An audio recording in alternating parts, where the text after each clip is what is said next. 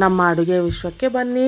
ನಾಳೆ ದಸರಾ 3ನೇ ದಿನ ಶ್ರೀ ಅನ್ನಪೂರ್ಣಾ ದೇವಿಗೆ ಇಷ್ಟವಾದ ಕೊಬ್ಬರಿ ಅನ್ನ ಹೇಗೆ ಮಾಡಬೇಕೋ ತೋರಿಸ್ತೀನಿ ರೀ. ಅರ್ಧ ಚಿಪ್ಪು ಕೊಬ್ಬರಿನ ಮಿಕ್ಸಿಗೆ ಹಾಕ್ಕೊಳ್ಳಿ. ಒಂದು ಸ್ಟ್ರೈನರಲ್ಲಿ ಹಾಕ್ಕೊಂಡು ಎಲ್ಲ ಚೆನ್ನಾಗಿ ಪ್ರೆಸ್ ಮಾಡ್ಕೊಳ್ಳಿ. ಕೊಬ್ಬರಿ ಹಾಲು ರೆಡಿ ಆಯಿತು ರೀ. ಒಂದು ಬಟ್ಲಲ್ಲಿ 1 ಕಪ್ಪು ಅಕ್ಕಿ ಹಾಕ್ಕೊಳ್ಳಿ. ಸ್ವಲ್ಪ ನೀರು ಹಾಕ್ಕೊಂಡು ಚೆನ್ನಾಗಿ ತೊಳ್ಕೊಳ್ಳಿ.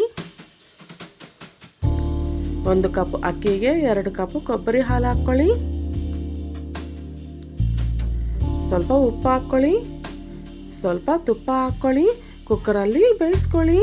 ಒಂದು ಬಾಣಲೆಯಲ್ಲಿ ಸ್ವಲ್ಪ ತುಪ್ಪ ಹಾಕ್ಕೊಳ್ಳಿ. 1 ಸ್ಪೂನ್ ಕಡಲೆಬೇಳೆ, 1 ಸ್ಪೂನ್ ಉದ್ದಿನಬೇಳೆ, ಅರ್ಧ ಸ್ಪೂನ್ ಸಾಸಿವೆ, ಅರ್ಧ ಸ್ಪೂನ್ ಜೀರಿಗೆ, 2 ಒಣಮೆಣಸಿನ್ಕಾಯಿನ ಈ ಥರ ತುಂಡು ಮಾಡ್ಕೊಂಡು ಹಾಕ್ಕೊಳ್ಳಿ. ಸ್ವಲ್ಪ ಹೊತ್ತು ಹುರ್ಕೊಳ್ಳಿ. ಅರ್ಧ ಸ್ಪೂನ್ ಮೆಣಸು ಹಾಕ್ಕೊಳ್ಳಿ. ಸ್ವಲ್ಪ ಗೋಡಂಬಿನ ತುಂಡು ಮಾಡ್ಕೊಂಡು ಹಾಕ್ಕೊಳ್ಳಿ. ಸ್ವಲ್ಪ ಹೊತ್ತು ಹುರ್ಕೊಳ್ಳಿ. 6 ಹಸಿಮೆಣಸಿನ್ಕಾಯಿನ ಈ ಥರ ಹಚ್ಕೊಂಡು ಹಾಕ್ಕೊಳ್ಳಿ. ಸ್ವಲ್ಪ ಹೊತ್ತು ಹುರ್ಕೊಳ್ಳಿ. ಸ್ವಲ್ಪ ಕರಿಬೇವು ಹಾಕ್ಕೊಳ್ಳಿ. ಸ್ವಲ್ಪ ಹೊತ್ತು ಹುರ್ಕೊಳ್ಳಿ. ಸ್ವಲ್ಪ ಹಿಂಗೆ ಹಾಕ್ಕೊಳ್ಳಿ. ಸ್ವಲ್ಪ ತುರಿದಿರೋ ಕೊಬ್ಬರಿ ಹಾಕ್ಕೊಳ್ಳಿ.